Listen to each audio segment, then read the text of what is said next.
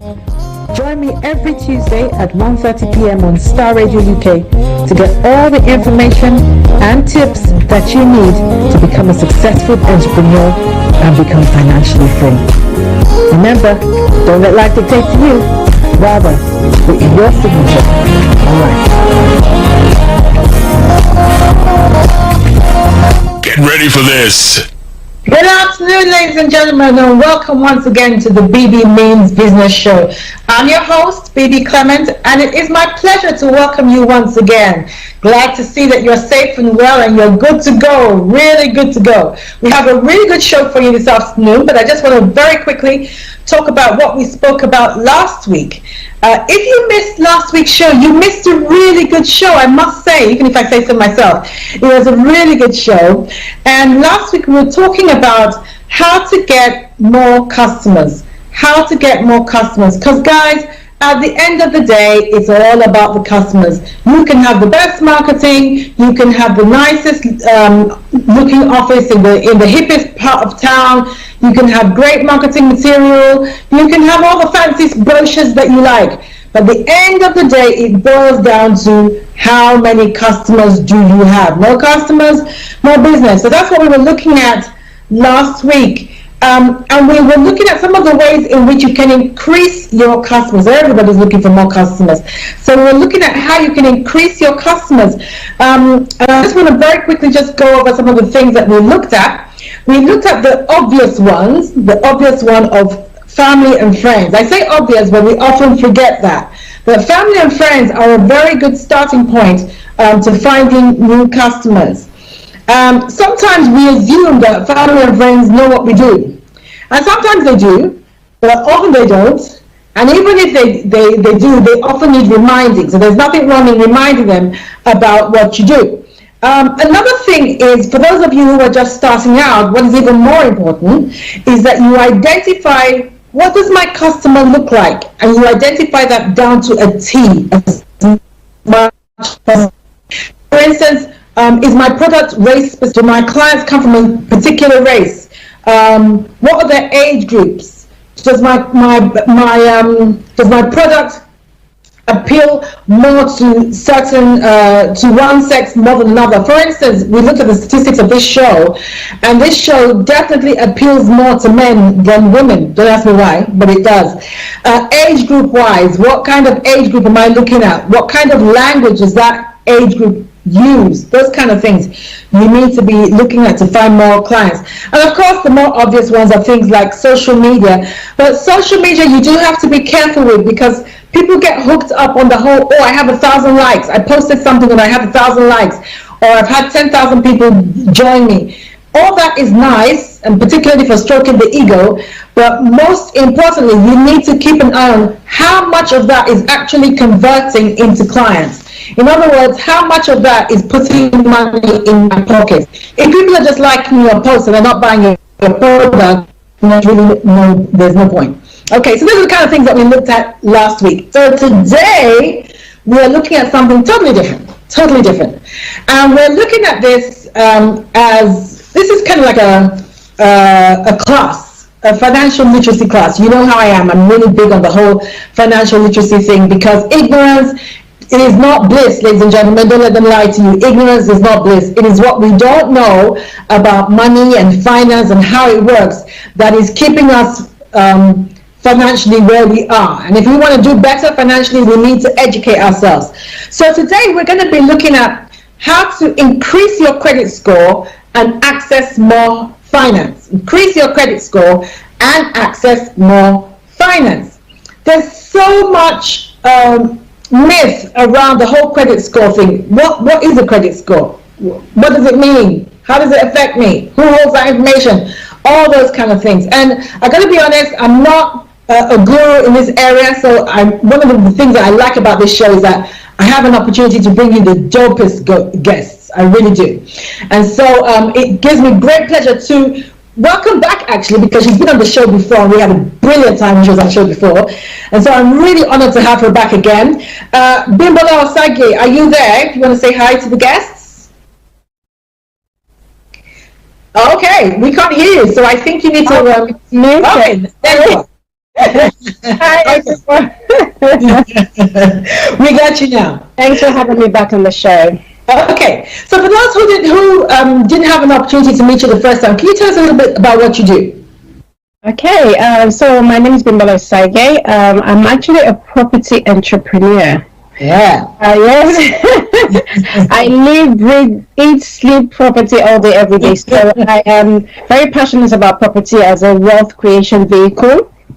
Started my property journey as far back as 2008, where I would invest every money that I had into a property, and then over the years build myself a sizable portfolio. And then more recently, 2008, I left my job in the investment bank in the city, and now I'm a full-time property investor / developer / trainer, coach, and mentor. So I help other people to get on the property ladder, whether as a first-time buyer for your residential home or as an investor wanting to maximize your money and make sure that your money grows and works really hard for you.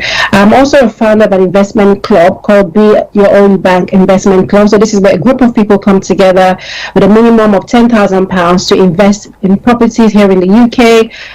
We turn around property trading, provide finance to other investors as well for a profit. So that's going really well. We're really excited about it. And in fact, the aim of that is to be the first Black-owned bank in the UK. So the small businesses and start business that are starting on the hardly get access to finance. Hopefully, in the very near future, we will be able to help. So I'm quite passionate about creating wealth, being able to get on the property ladder as an investor. But obviously, as with everything else in life, you're going to need money. You're going to need cash. So it's important that we know how to access cash. It's important that we know how to access these funds. There is a lot of money everywhere. It's a myth to think that there is scarcity. There is an abundance of money everywhere. It's the goal really is to find out how do I get a slice of that pie. So I'm really excited about today's topic because this is one way of accessing finance. Thanks for having me. Okay, thank you very much for that introduction. Thank you. Okay, let's jump right into it. Okay, so when I was doing some research for today's program, I've got to say it was such an eye-opener for me, and I know it's going to be for our listeners today. But let's jump right into it. First of all, what is a credit score? Okay, so I'm going to take a step back and say, what is credit? Okay. First of all, what is credit? And then you talk about credit score. So credit is literally a trust that you have between one party and another. So one party being the borrower and one party being the lender. So the credit is what brings about the trust element for the borrower to say, look, you can trust me to take this amount of money off you and I will pay you back over a period of time as I've promised. That's literally what credit is. It's a trust. It's a way of trusting between two parties. So it could be an organization and an individual. Now, a credit score is then a way or a system in which credit is being scored or accessed from what so for example, you would have there's almost like when you're back in school, right? You have a fail, a low score, an average score, and a very high score. The higher your credit score is, the more access you have to finance, the more people want to borrow you money. And basically what it means is it's telling somebody that you are trustworthy. If your scoring is low, you're basically saying you are not to be trusted with finance, meaning you did take money at some point with an intention to pay back over a period of time and you defaulted along the way. Now we will go as we go into the show, we will talk about some of the reasons why we have low credit scoring, but that's just typically a very high level definition of what a credit is and a credit scoring is, and which also leads into credit history. So the credit is the trust. Before we go into the credit history, if you don't mind, I just want to take a little step back because I'm still not very clear about the credit score. Yeah. Would it be safe to say that a credit score is like a digital financial footprint? It is. It actually is a digital financial footprint. And that's a combination of several things that combine together to become the scoring. So one part of it is based on your financial footprint, but another part of it is based on if you are, for example, if you're registered in the electoral roll. So it's basically a company or an institution saying, look, this is your footprint, this is where we can find you, this is what you've been up to. That's what makes up the credit score. Okay, that's fine. All right, so for those of you who are watching, it's important that you know that whenever you're making purchases or you're accessing credit or whatever, you are leaving a footprint that somebody or an institution can follow. So it's important you bear that in mind, and that should inform you as to what you're spending your money on, the kind of purchases you're making, whether you're indeed in a position to make those purchases, because as Bimbola said, this whole concept is built on trust. The whole concept is built on trust. Okay, how is a credit score calculated? Because while I was reading, I found that apparently if you have 700 or more, that's pretty good. And then below that, they were analyzing it. 700 out of what? How is this calculated? So the overall mark is 999. So the very top is 999. So basically, if you are a good credit score, will be anything from about 700 and something to 999. So excellent is 999 or anything above 900. And again, just like we mentioned, it's literally your footprint, how you manage your finance, how you've conducted yourself. So if you are anything from 700 and above, you're okay. But even saying that though, depending on what your scoring is, would also determine the kind of access, the kind of interest rates, for example, that you actually have access to. So even though you might have a pretty good credit score of 750, for example, you are still not you probably won't get as good a deal as someone that has 999.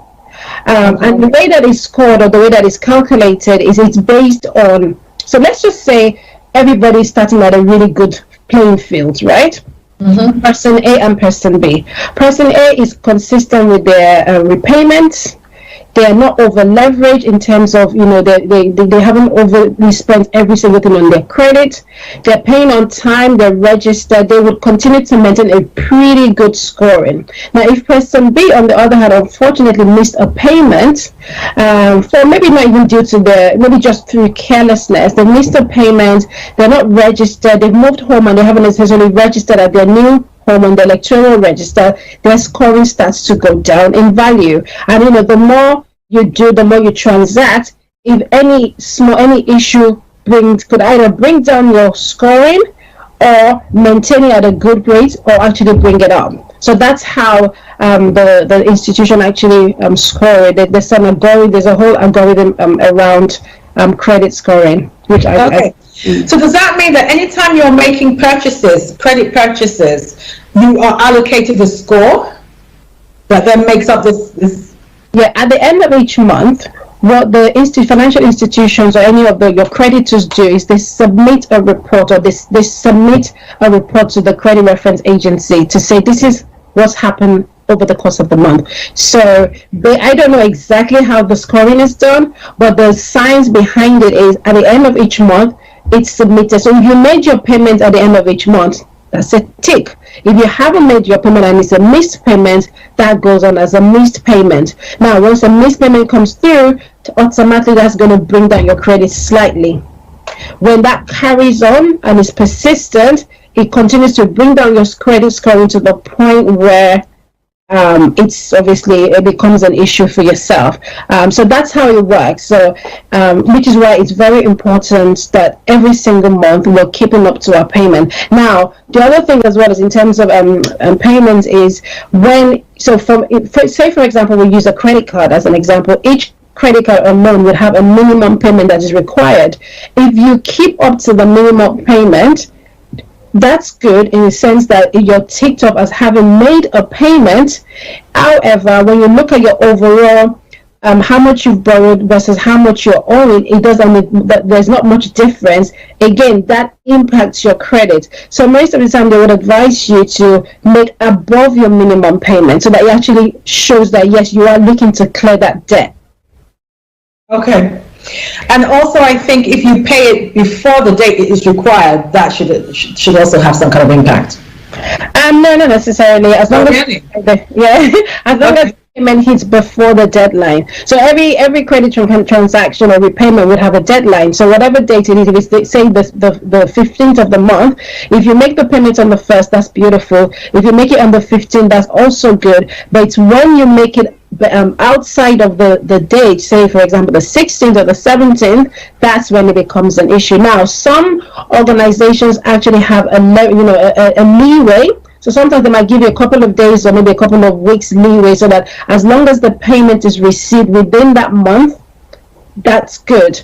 However, there's also, based on that company's track record, if you're consistently paying that late, they would also have that. That may not necessarily reflect on your credit file, because as long as you made a payment on the month, that's fine. But from their perspective, if you were in a position in the future to want to secure something from them, they might look at your track record and say, no, actually, we wouldn't be happy to engage in another agreement with you. Okay, now that leads me to my next question. Who exactly holds this information on you? And how can you see what your report looks like? Okay, so there are three major agencies here in the UK, and they're called credit reference agencies. You've got the likes of Experian, Equifax. There's another one, I can't quite remember what it is right now, but the two main ones are Experian and Equifax. So most organizations would register with either of the two or both of them at the same time. So they're the reference agency that hold everybody's record, and that record is actually available to you. So it's not a hidden data where you can't access it. In fact, you're supposed to actually go find out what they've written and what's about you. So it's available, it's accessible. The way to do that is to register with those agencies with your full information, your date of birth, your previous addresses, and they will pull up anything they have on you, and then it gives you an opportunity to have a look at it, study it, challenge if you need to challenge, and we might be able to talk about that a bit more. But it's easily accessible to everyone. Okay, I think TransUnion is the third one. TransUnion. Yes. Thank you. Okay.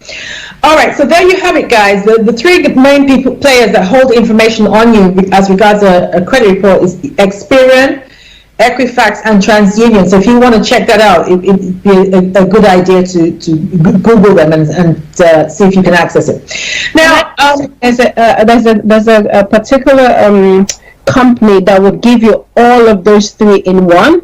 So if you're looking to check your credit, rather than go to individual companies, if you go into it's called checkmyfile.co.uk.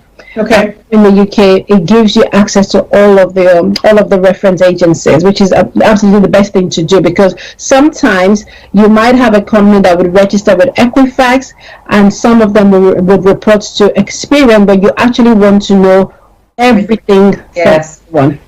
So can you give us that name again? Checkmyfile.co.uk. Okay. Guys, you've got that. Checkmyfile.co.uk. You see, this is why you need to tune into this show, because you get some really good information here. So thanks for that. Now, a bit of confusion for me. The more I researched this, it almost seemed like the more you spend, the better your credit rating. Can you speak to that? Yes, it's a conundrum. Yeah. So let's start off by the fact that if you have no credit, when we say credit, we're saying access to things like credit. So anything that you're able to access, any goods or service you're able to access without paying upfront, is a credit transaction. So when you have a credit card, when your gas bill, even gas and electricity is a credit, right? Because they allow you to use up the energy and then you pay later.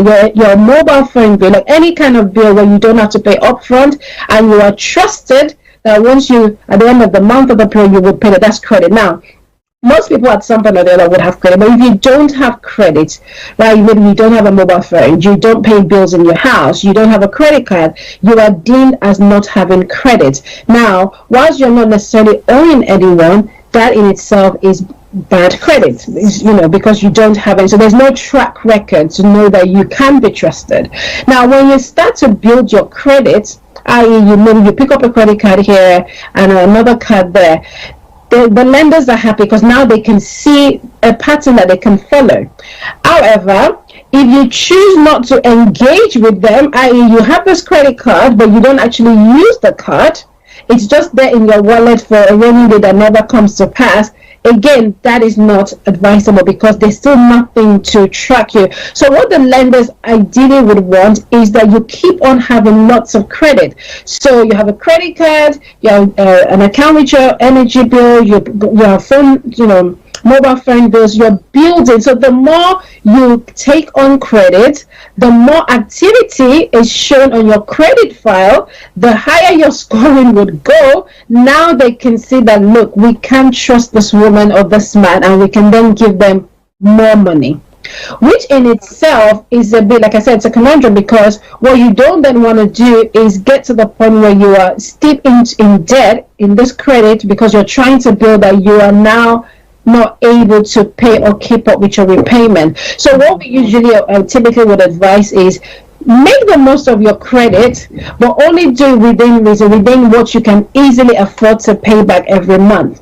Because that's another thing that is excellent for the credit file is, even if you do have you do use your credit card, for example, frequently, at the end of each month, the lender they don't really want you to pay everything back because they want to make money from the interest. However, you want to pay it back, and you want to pay back in full if you can, and by doing that, it goes to show that actually not only can you be trusted with money, you can actually be trusted to manage your money and your repayment. So that's the way around it. So you build credit by taking on more debt, but you build a good credit scoring by managing that debt. Okay. Yeah, it's a fine line. It really is a fine line. Okay, all right. Just to say that this is a live show. The Bebe Means Business show is a live show, and it's an interactive one as well. So I want to hear your views. I had quite a few people say to me that they were going to send in some questions because this is a topic that they really need some information about. So we're going to take a short break in a moment and see if any questions have come in, which hopefully our guest will be able to help us with when we come back. But if you are minded to send in some questions, you can do that a number of ways. You can use our Twitter handle, which is @StarRadioUK. That's @StarRadioUK. Text or WhatsApp us on 07539 661 744. That number again, it's 07539 661 744. Or indeed, if you are accessing us through Facebook, just put your questions in the chat, and my producer will pass them to me and we'll answer them. But we'll be back right after this break. Don't go away. Product must be doing one of two things, hopefully both, but at least one of two: meeting needs or solving problems. If your product is not doing either of those, you will find it very, very difficult to sell. Meeting needs and solving problems. Improve lives. Look for how you can leave people better than how you met them with your business. I wish you every success with whatever you lay your hands to do. This is Bebe Clement. Put your signature on life. It's your girl, Bebe Clement, the author of How to Go From Employee to Entrepreneur, and the host of your weekly business show, Bebe Means Business, the show where we discuss everything you ever wanted to know about business but you were afraid to ask. How do I start my business? How do I raise the finance? How do I grow my business? Where am I going to find my customers? Join me every Tuesday at 1:30 p.m. on Star Radio UK to get all the information and tips that you need to become a successful entrepreneur and become financially free. Remember, don't let life dictate to you. Rather, put your signature on life. Get ready for this. Welcome back, ladies and gentlemen. You are tuned into the Bebe Means Business show, and today with my special guest Bimbola Osage, we are looking at the whole issue surrounding your credit score. Increase your credit score and increase your ability to access finance. And she's been busting some of the myths for us. Some questions have come in during the break, which we'll handle in a minute. But I do want to finish off, Bimbola, if you don't mind. I do want to finish off the whole issue of credit cards. and you very kindly explained how using your credit card can increase your credit score. Again, as always, a word of caution there. She's explained the difference between how you do that. Don't start going crazy on your credit card, because for those of you who know, you're paying reverse compound interest on your credit card, so you've got to be careful with that. But there was something I did want to discuss regarding credit cards. I read somewhere that if you decide not to use your credit card anymore, fantastic as that might be, it's not enough for you to just set them aside. You have to inform the credit card company and make sure that they take you off the books, basically, or close it down. Is that correct? I think that's a personal choice. I don't know that that's a law or rule. I think if you have a credit card and you're not using it, obviously it doesn't help your credit anyways. So you're either better off using it or giving it back.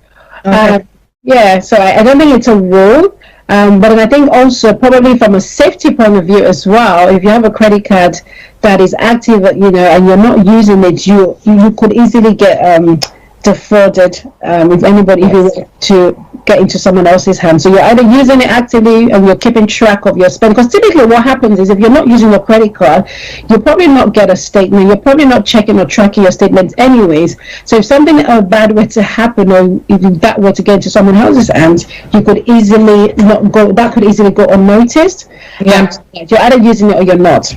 Okay.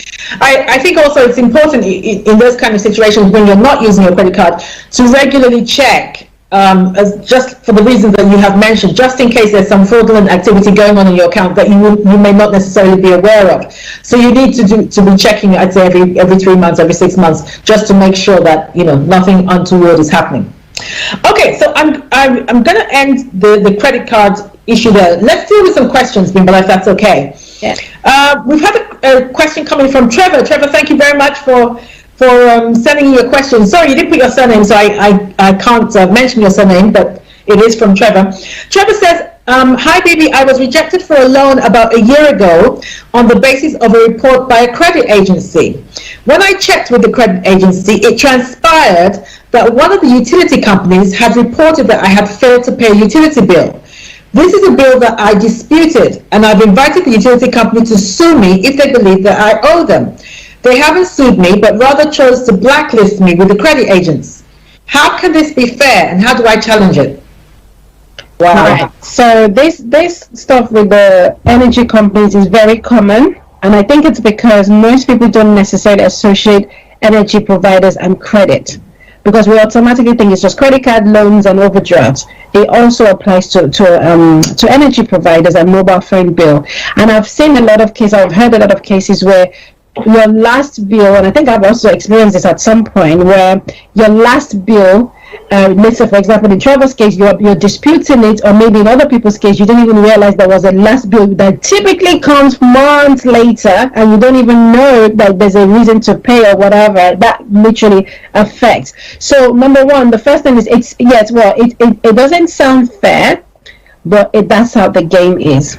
So if you notice that that's an issue, it's best that you take it up with the energy company, and maybe perhaps what I would suggest is speak to them about this bill, the fact that you've disputed it, the fact that you're not happy with that bill. Come to some sort of agreement with them and pay whatever the agreement amount is, because you're better off getting them to take that off your report than to allow that to stay on, because it will stay on for 6 years, and you don't want that to be an issue for the next 6 years. So in most cases where there's a dispute, what you need to do is you go back to the company. You can challenge whatever it is, but then if they're not budging, come to some sort of agreement and just let that matter be closed, because ultimately it is your credit and it's your life that gets affected.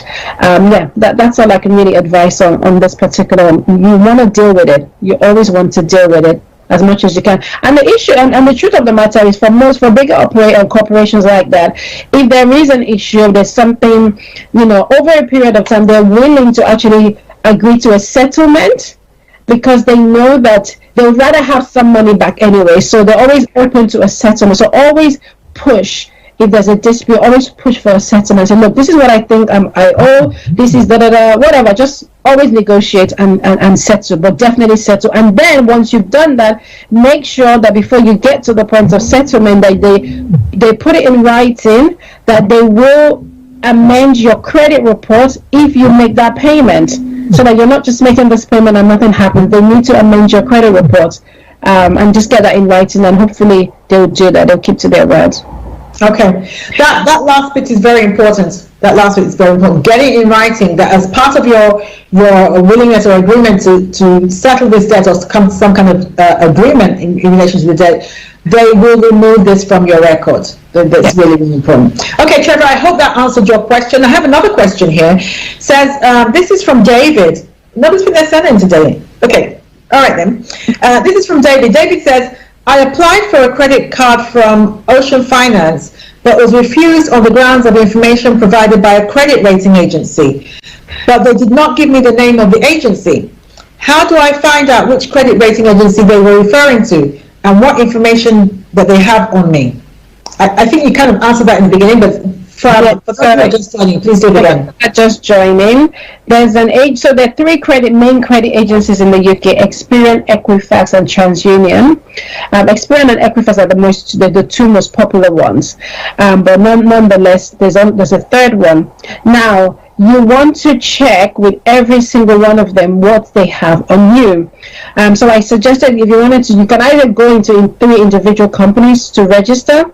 And typically they would give, I think they do a free report for the first few days, or maybe just with £1 or £2, you can get access to your credit report.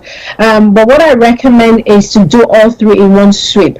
So there's a site called www.checkmyfile.co.uk. They would check all three companies all at the same time. Now, once you register, and it's very easy to register, you just have your full name, date of birth, and previous addresses. Once you pull all of that information in, you can get access to your report immediately. And then when you do, by going through every single one of them, you will definitely find out which of those three. Ocean Finance has the Ocean Finance application on there. You can find it. You can have a better look into your credit file to see exactly what the issue is. But it's very important that you check all three. Okay. All right. Thank you for that. This is an interesting question, and this is from Tolu. Tolu says, thank you once again for a wonderful and informative program. I'd like to ask your guest if a criminal record has any bearing on credit rating. I had a conviction for assault 3 years ago and was given community service. Would that affect my credit rating? That's an important question, actually. Yeah, that's a very good question. No, it's not. It's not going to be on your credit report, because your credit report is your financial. It's a financial footprint. Well, unless of course the reason for your criminal record, your criminal report, your criminal charges is financial fraud. Now that's a whole different. But in this particular case, Tony, no, it wouldn't. It shouldn't be on your credit file. But again, like we said earlier, the best thing for you is to check it. The best thing for you is to get a hold of your credit report. Can I just use this opportunity as well to just encourage everyone to, I think it's one of those things that you really need to, a lot of people are scared about what they're going to find on their credit report. And, and I suppose it's a natural fear, especially if things haven't necessarily been the best in the last few, period. However, not knowing is worse. Yeah. It's better you know what you're dealing with, and then you can deal with it head on. I was speaking to someone at the weekend, actually, and we were talking about this same issue about credit. And it was something where they had an issue, they had an issue so many years back. And because of that, they've been quite apprehensive about their credit reports, which naturally I would, I kind of get that. And then it was only at the weekend we were talking about it, and I said, do you know, I got a bit more detail about what was going on. And this was something that happened so many years ago. And I was saying to the person, have you checked? And they said no. And I'm like, you need to check, because perhaps there's no longer an issue, because like I said, they will keep they will keep any record for 6 years. So imagine if something happened 10 years ago that's made you really apprehensive about your credit, but you failed to check. Who knows? Maybe 4 years back, you could have been in a better state. You could have done so much more. So rather than sit back and worry about what could be in your credit, I think it's the brave thing to do is go and check it out, see it for yourself.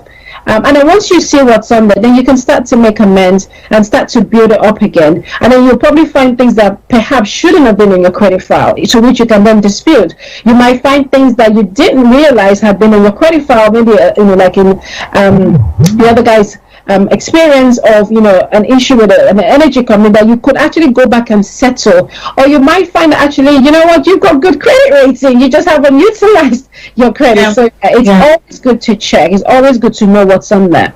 Yeah.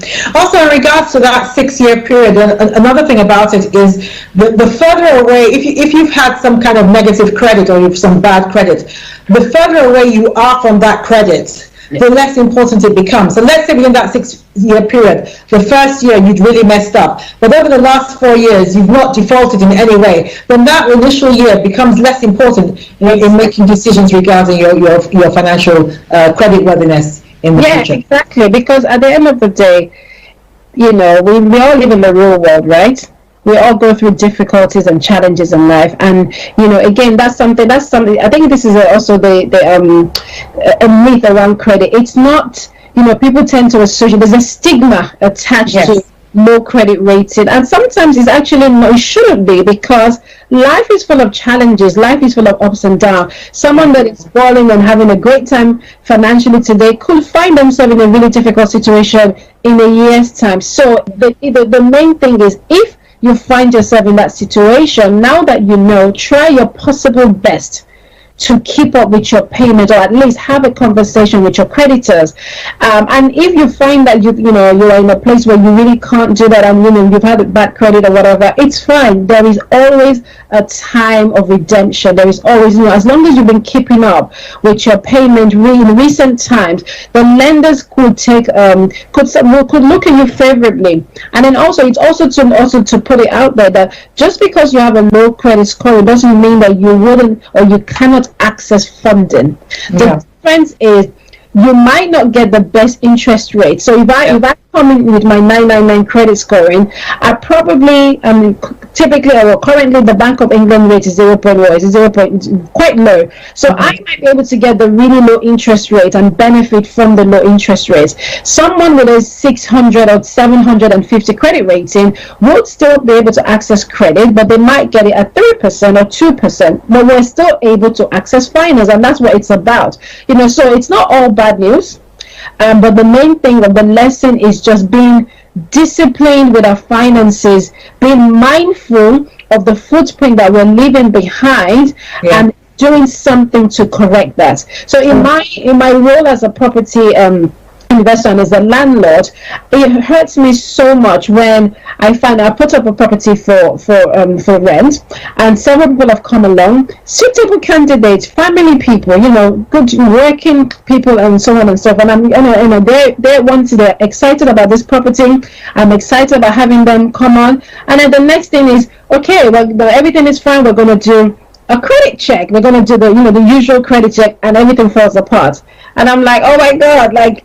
When he's a younger person, you might think, okay, well, they're still a bit young, they're still trying to get their feet, they're really not as disciplined and so on. But when you find older people with family and they're unable to get even a rental property, let alone go as far as getting a mortgage, it hurts to see that situation. So, this is a really good session, Bebe, for bringing awareness to people. It's not always the worst thing, but you must be diligent, you must be disciplined with your finances, you must know this thing so that we can make amends. It's fine. Yep. Thank you for that. Now, I have a personal question, actually. I had my purse stolen a little while ago, and fraudsters went on a shopping spree on my debit card. Does that affect my credit score? Although the bank investigated and they understood it wasn't me, my purse had been stolen. But does that affect my credit score? Well, it shouldn't, unless of course they've done something and obviously it wasn't, the banks haven't necessarily invested and you have to make that payment and you haven't made that payment, otherwise you shouldn't. Just the fact that your card was stolen or was a fraudulent activity on your account does not affect your credit scoring. Okay. Let's go very, very, very quickly onto mortgages. We spoke briefly about that just now. I understand that your credit score can save you a lot of money, obviously, in your borrowing, whatever the borrowing endeavor is. So is it possible for you and I to take out the same mortgage and I'd be paying a higher rate than you based on my credit score? Oh, definitely. You touched on that, but yeah, touched on that. Yeah, definitely. It is possible. Okay. All right, cool. Now, again, just so that we educate our viewers as to how this whole thing works, I had a situation a few years ago whereby I bought a new pair of glasses. And normally when I buy things in personal stuff, I just pay in cash. But because they were a bit expensive, and so the lady just said to me, why don't you pay by direct debit? And I've never, to be honest, I've never bought anything and paid by direct debit before, but I thought, oh yeah, why not, you know. So I said, okay, yeah, I'll pay by direct debit. Now, not being financially literate in that area, and this is why I say ignorance is not bliss, we have to arm ourselves with knowledge. I assumed, well, this is my money, so my money is going direct to, it was Vision Express, going direct to Vision Express, so it's not a problem. What I didn't realize, and I later discovered, was that actually what happens in those kind of situations, and correct me if I'm wrong, but this is my understanding, is that a credit company stumps up the money up front, and I'm actually repaying the credit company. Is that correct, first of all, before I go on? Yeah, that's correct. That's correct. Yeah. Okay, so for our viewers or our listeners, you need to know that when you think it is your money, which was what I thought, well, it's my money and it's just going direct to Vision Express, that was not what was happening. Now, the reason, at the time, it wasn't an issue. The reason why it then became significant was a little while later, I was trying to access some finance. I think I was trying to mortgage or something like that on a property. And they brought out my report, and that had marked me down significantly. And I was quite surprised about that because I had no understanding that was how it worked, but that had affected it. So could you give a little bit of advice as regards those kind of transactions? Okay, I'm surprised that affected you. I'm surprised about that actually, because ultimately it's credit. So whether you're paying it directly to Vision Express or you're paying it directly to this company, it shouldn't really be an issue as long as the repayments are going out. So without knowing exactly the detail, any further detail, it's quite hard to say why that was an issue. With most companies, almost like when you go and buy when you go and buy a car and you're going to pay it month after month, a company or a bank will cough up the money and pay to the dealer, and then you're paying back the bank the monthly payment plus the interest. So that's typically how such things happen, where somebody else will pay upfront for you and then you're then paying them. But then as long as you're keeping up with the repayments, as long as you know the terms, there aren't any hidden agenda by that company, it shouldn't really be an issue. So yeah, I'm quite surprised that affected it. I was surprised as well. I was like, so kind of thing, but they said yes, it had a bearing. So anyway, that was that. But I just thought I'd share that just so that other people know how these things work when they go into this kind of agreements. Yeah. All right. This is a really good show. I'm really pleased that we did this actually. What happens if the information they hold on you is wrong or outdated?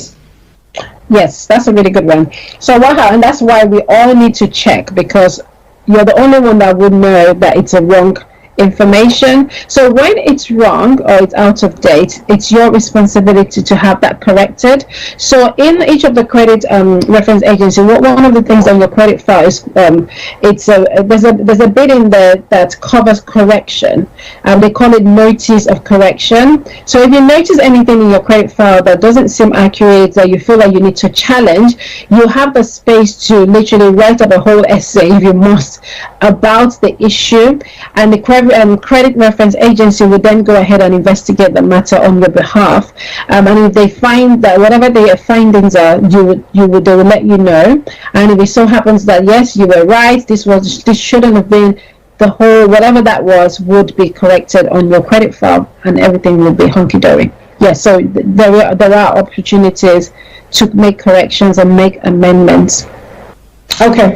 Now, sometimes you do have problems in doing so. So if that is the case, there is what we call a financial ombudsman service, and they can assist where there are disputes. For instance, in the question of, I think it was Trevor, where the utility company is disputing your version of events and stuff like that. If you get into what's the word, an impasse with a company, you can ask for the assistance of the Financial Ombudsman Service. They're free.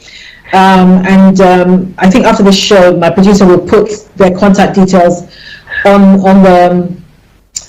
the banner so that you can access them. So it's important that you know that they don't have the last say just because you're in dispute. You don't have to accept it just because you're in dispute, because sometimes it can be intimidating. You're coming against someone like BT or British Gas or something like that. It can be very intimidating.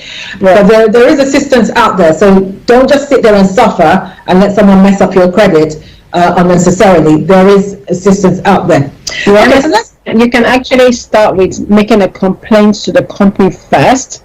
And if that's not dealt with appropriately, then then you take that next step. But I have made complaints as well myself to credit card companies, or mortgages. In fact, I remember last year at the beginning of COVID when we could take payment holidays, and I remember the mortgage company saying, yes, payment holiday starts on this date, and then that's what we believed that was. And then it so happened that few months down the line, they were like, no, actually, there's one payment outstanding. So I had to dispute that, because I had evidence to show.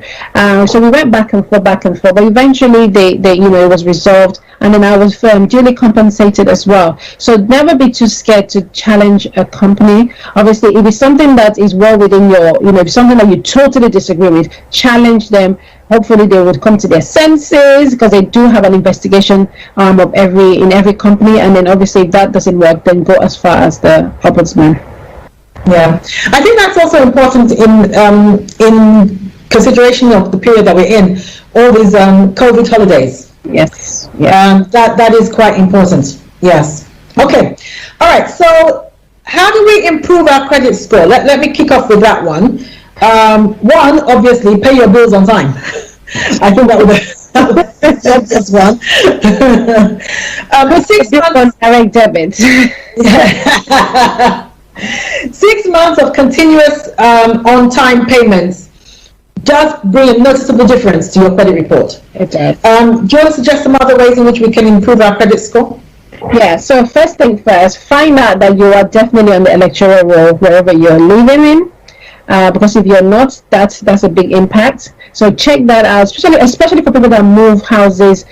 Just make sure that you are registered. Then, of course, keep up your repayments. If you need to, it's advisable to put it on direct debit. And the reason for the direct debit, so that at least you don't have to remember, it comes out of your account. But if you're not on direct debit, just make it a point that you know when the deadline is, and you make that payment before the deadline, or at least on the day, making sure that it clears by that date. So keep up your repayment, put it on direct debit, be registered electoral roll, check your actual report and check it consistently as well, especially if you are in a place or in a position where you're going to need to access funding soon. So don't wait till when it's time. So if you know you're preparing for a mortgage, or you started a business and your business is going to need funding, in a couple of months down the line, start to check your credit periodically, so you know exactly what's on there, so you can spot any issue immediately. If you have any dispute with any company, definitely don't bury your head in the sand. Speak to them, call them, tell them what's going on. If you're having financial difficulty, tell them you're having financial difficulty. It's even, not that we wish that on anyone, but in this period where we are in, I think everyone is more understanding now. So if you're in this period and you're having financial difficulty, call, find out, tell them what the issue is, agree to pay something. Yes. I think that's also quite key. That's a thing, yes. Than not pay things at all. Agree to make a payment, have a payment plan in place so that you can actually have a plan to clear up your debt. So those are things that you can do. And then of course, if you're someone that has no credit at all, get yourself a credit card. Yourself a credit card. And when you do get yourself a credit card, use your credit card to purchase things that you ordinarily will pay cash for. You know, so your grocery, your travel tickets, whatever it is, your day-to-day stuff. Use your credit card and then pay back immediately. You spend that, transfer the money from your debit into your credit. So use your credit so that it boosts up your credit scoring, and also just be diligent in the ones that you have and pick up some more, but be very disciplined. I think ultimately everything boils down to discipline. Be disciplined, because credit is so important. And I think that for a lot of people from the black, I'll just say black, I don't want to say ethnic minority, I don't want to group it all in. You know, for most of us that come from Africa, where there is credit isn't an issue, it's not a thing in Africa. It's a cash-based society. You know, we're very much into paying in cash and carrying cash everywhere. In the Western community, it's not cash, it's credit. Credit plays a major part. So let us get into that same discipline of, look, it's all credit now. Put your cash in your bank account. Use your credit card and then transfer the cash from your debit card account, your current account, into the credit card account. Yeah, so utilize your credit. Okay, so just to remind our viewers that we're talking about how to improve your credit score. We're not talking about a way of living. Again, also the very important part, or the very important aspect, that if you do not have the discipline for it, don't go there. I don't want to hear it was on Bebe Clement show that we were encouraged to go get credit cards and live it up, and now we're in debt. So yes, so there is a slight disclaimer to that. But also another way in which you can improve your credit score is, if you already have credit cards, ask for a credit increase. Yeah, that also helps as well. Ask for a credit increase. Again, the disclaimer about your whole disciplined lifestyle, I've got to put that in there. And then try and reduce your debt. If you've got savings that you can afford to use to reduce debt, then do that. Reduce your debt. Or as Bimala has said, negotiate with your lenders and make it a condition of settlement that the default is wiped off your credit report. Very, very important, that you're not just paying for the sake of paying and it stays on your record, but that part of your settlement agreement is that they will wipe it off your credit report. Okay, ladies and gentlemen, I want to thank you so much. I hope you found that useful. I can't honestly say that I feel so much better now with all the information that you've given. Bimala, I can't thank you enough. It has been priceless. You've been educated. You've shared your knowledge. It's been really, really good. Thank you so much for coming on the show again. It's always a pleasure to see you and to have you. Have you got any contact details that our listeners can contact you if they need to? Yes, I do. I can be contacted by email. My email address is bimbala@idwellproperties.com, which is spelled IDWELL properties.com. I'm also on Instagram at Bimbala Osaige. Instagram at Bimbala Osaige. So yeah, do contact me if you need further advice. And I think, ultimately the point of today's session really is to increase your credit scoring so that you can access funding.